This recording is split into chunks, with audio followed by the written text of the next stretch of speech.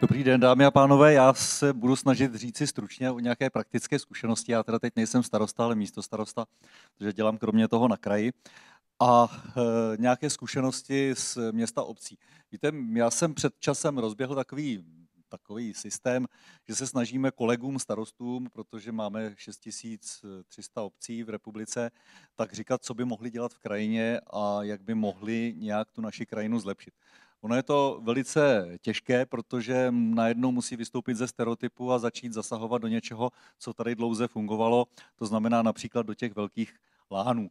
Tahle je otázka, je naše krajina kulturní poušť. Já navážu na předřečníky, kterým se opravdu perfektně daří vylepšovat tu městskou krajinu, protože v těch horkých obdobích vidíme prostě, jakým způsobem dokážou ty zelené střechy pomoci a Brnu teda skutečně smekám, protože když se jim podaří každý rok udělat hektar zelené střechy a tím snížit prostě tu teplotu v tom městě, tak to je prostě úžasné, když takhle budou postupně pokračovat.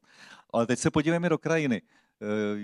Ono se totiž stane, že se sklidí obilí někdy v začátkem července a my najednou to, co ty betonové plochy, asfalty, střechy, které jsou ve městech, tak jsme si vyrobili, když tam hned nic nezasejeme na polích, a čili na většině, na velké ploše České republiky. Čili najednou tam uděláme takovouto jakousi pouštní krajinu a když tam nic nezasejeme, tak v těch dobách, kdy je největší teplo, tak tam máme toto. Jo, tady teda je to ještě ošetřeno teda Roundupem k tomu. Takže aby to bylo snazší, aby se nemusela ta agrotechnika dělat tak pečlivě, tak se to nahradí tím. Já nebudu se zabývat zemědělskou půdou nebo problémy s ní. Co bychom mohli udělat s tím, aby jsme se lépe bránili tomu horku nebo tomu suchému období. Když máte takovouto krajinu, takhle to máte 2 měsíce přes léto v těch největších horkách, tak samozřejmě 1 kW, když svítí slunce, tak vám jde na 1 metr čtvereční. To znamená jeden přímotop, co máte doma, když vezmete a dáte si ho metr nad podlahu, tak uvidíte, jak působí slunce v těchto obdobích. A když tam máte takhle holou půdu, tak se vám samozřejmě velice brzy z toho odpaří voda, ty teploty dosahují teplot kolem 50 i více stupňů na povrchu té půdy, takže pak už za chvilku nemá co se odpařovat. Za to, když vám tenhle ten 1 kW bude svítit na louku nebo na pole nebo nejlépe do lesa nebo do stromu, tak vám bude probíhat jednak, budete mít nízkou teplotu, mnohem nižší na tom povrchu té půdy nebo na povrchu té vegetace a jednak se vám bude výrazně odpařovat voda, kterou samozřejmě sice čerpají ty rostliny ze spodu, ze země, kde by se ideálně ta voda měla předtím naakumulovat před tím horkým obdobím a výrazně to ochlazují, ta voda se vám odpařuje a potom vám prší nebo padá jako mlha, rosa a srážky. Jestliže tam máte holou půdu, tak nemá co pršet. Přerušili jsme ten malý vodní cyklus, který je v přírodě běžné s vegetací obvyklý. Čili nejlepší opatření proti suchu, říkám úplně jednoduché, podmínit zemědělské dotace tím, že povinně je vždycky zase ta meziplodina okamžitě po sklizni plodiny, což není nijak drahé opatření. Samozřejmě potřebuje to pár milimetrů srážek, může se stát, že to špatně vzejde, ale prostě, když by tohle bylo aplikováno plošně, tak je to nejrychlejší, nejlevnější, co můžeme udělat. Skoro nebude nás to stát vlastně vůbec nic navíc, jenom těm zemědělcům se podmíní ta dotace, kterou dostávají tak jako tak, podmínkou, že prostě tam bude meziplodina. Takže to je takové to, co bychom mohli proti suchu nebo proti tom ochlazení krajiny a více dešťů udělat hned. A já vám teď řeknu ale jiný příklad, protože do té krajiny nemůžeme vstupovat jenom těmihle agrotechnickými opatřeními, že něco jinak zasejeme, ale že bychom měli vstoupit nějakými trvalými opatřeními.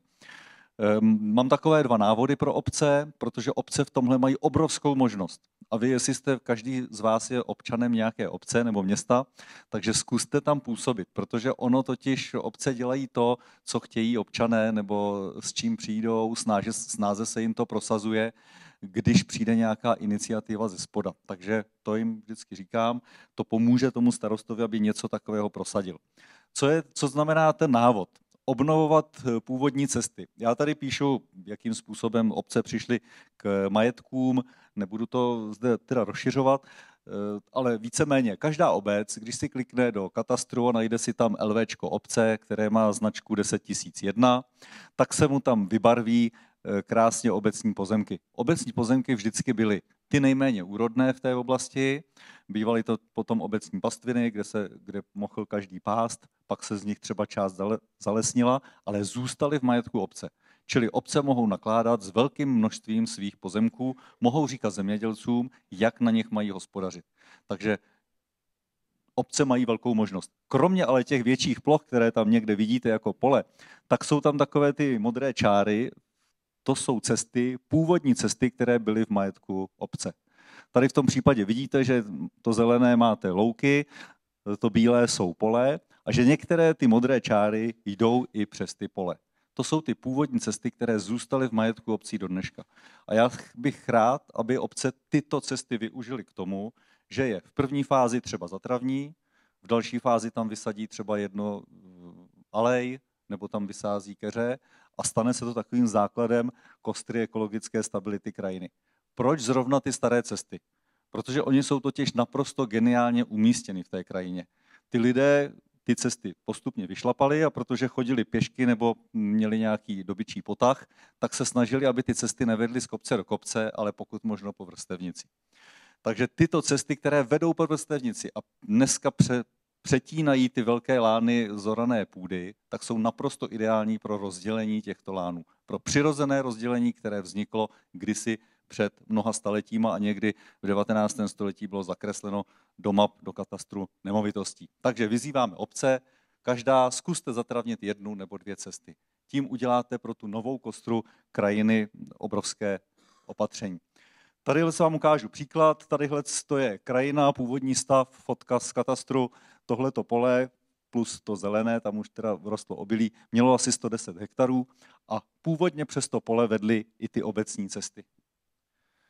Když tadyhle vidíte strukturu vlastnickou, tamto jste viděli fotku, jak to vypadá ve skutečnosti, tady vidíte ty stovky políček, které vznikly jako vlastnictví a tadyhle vidíte tu fialovou vybarvenou původní cestu, která přes to pole vedla.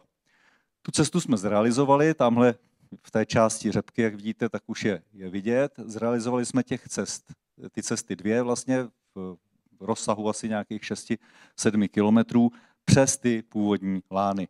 A najednou vám tam prostě vznikne úplně nový prvek, když uděláte jednostrannou výsadbu, nevadí to ani zemědělcům, ty po té cestě mohou potom projet a není nutné budovat pro zemědělce dálnice, protože když vezmete stroje, kterými dneska disponují, tak byste museli stavět silnice na úrovni silnice první třídy a to rozhodně v té krajině smysl nemá, takže stačí prostě zatravněná cesta, případně s jednostrannou alejí a keři. Takže to jsou záběry asi z 2 roky staré.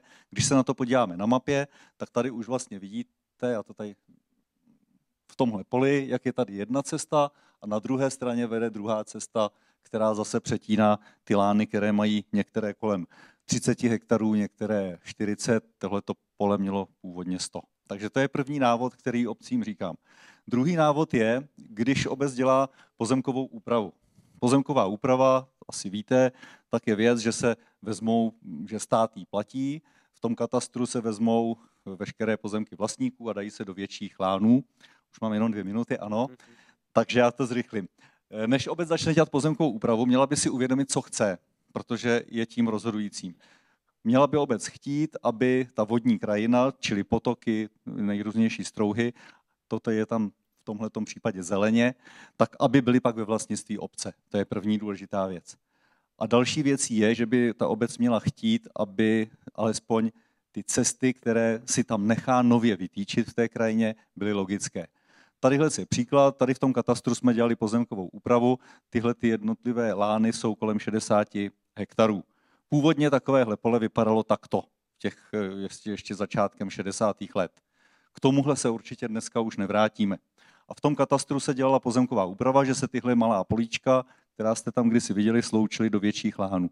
A jako obec jsme chtěli, aby tam, i když tam nebude v jednom poli 50 mezí, ale aby tam byla alespoň jedna s širším zatravěným pruhem. Takže takhle vypadá to pole, které mělo tolik vlastníků po té pozemkové úpravě. A takhle vypadá ve skutečnosti, protože jsme si tady ty zelené, jak vidíte tou žlutou řepkou a tam vedle, pokračuje to dále, ty pruhy vymínili jako obec, jako zatravněné protierozní pásy, protože to bylo. Takže učíme obce 2 věci. Když máte starý původní katastr, zatravněte cesty. Když děláte pozemkovou úpravu, chtějte mít pozemky kolem všech vodních toků a udělejte zatravňovací protierozní pásy. Pak se snažíme tam vysazovat ovocné dřeviny, vysokokmeny, které do té krajiny vnáší zase nový prvek. A tady vidíte, jak by si ta obec měla vždycky rozhodnout tu krajinu. To zelené je ta vodní plocha, to žluté jsou ty původní cesty a z nich si krásně vyberete ty, které jdou skutečně po té vrstevnici a které mohou být kostrou té budoucí krajiny. Tak, pár obrázků z naší krajiny a končím.